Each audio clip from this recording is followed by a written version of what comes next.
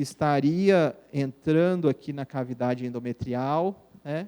E você foi lá e operou, e de repente você não fez uma sutura muito bem feita, ou alguma coisa bem feitinha. Quando você retira ele, né? Aqui, por exemplo, você estava começando a abrir aqui, ó, eu vou abrir aqui e vou retirar. Aí depois eu tenho que pegar todo esse resto, igual o resto de pele em cirurgia, né? E vou ter que fazer, né, fechar tudo de novo. Eu tenho que tirar ele daqui de dentro, depois fechar tudo aqui de novo.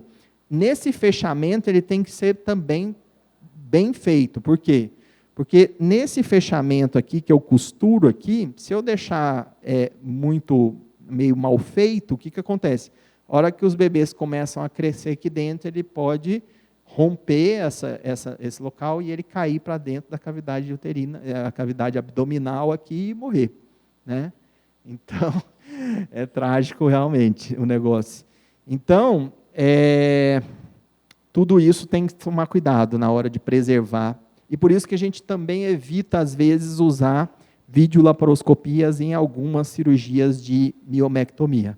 Melhor fazer aberto, fazer esses pontos bem manuais, para fazer um ponto bem feito, para que esses eventos não aconteçam depois, que é um evento trágico, tanto porque o neném muitas vezes pode morrer, e segundo, porque às vezes você tem que, isso aqui fica tão sangrando, que você tem que fazer uma esterectomia, você tem que retirar o útero, aí a paciente não tem mais jeito de poder engravidar. Então, isso é as possibilidades de você preservar a fertilidade em casos de cirurgia ginecológica e uterina e tudo mais. E no câncer, dá para preservar a fertilidade? Olha essa palestra desse... ele era interno ainda, quando eu era residente lá em São Paulo, né?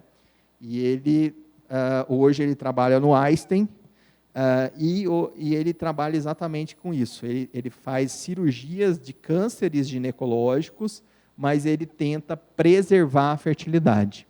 Então, câncer do colo do útero, câncer de ovário, né? Então, ele tenta não retirar esse útero, dependendo do grau que esse câncer está, você pode tentar ressecar só aquela região, né? Porque a maioria das vezes, o desespero, às vezes, e o não conhecimento, né, começa a crescer um câncer aqui, ó, no colo do útero, né, e pelo medo acaba sendo retirado o útero por inteiro.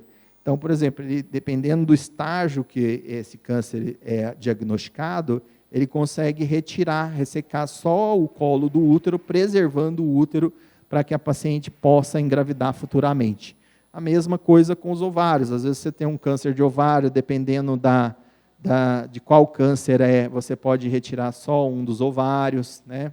Então, preservar às vezes o útero, dependendo do tipo de câncer, porque isso aí varia muito.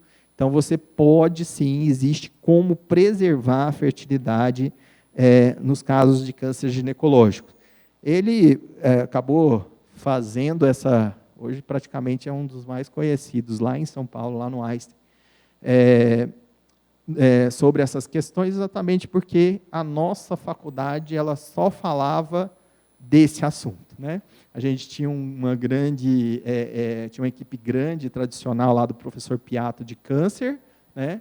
E, ao mesmo tempo, a gente sempre pensou a paciente com possibilidade de preservar a fertilidade dela, né?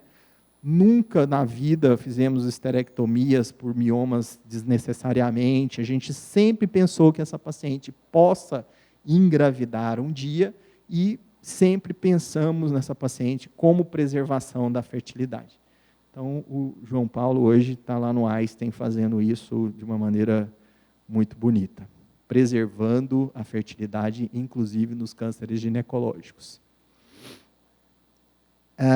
Eu acho que essa parte agora dá para a gente ir para o almoço e depois voltar.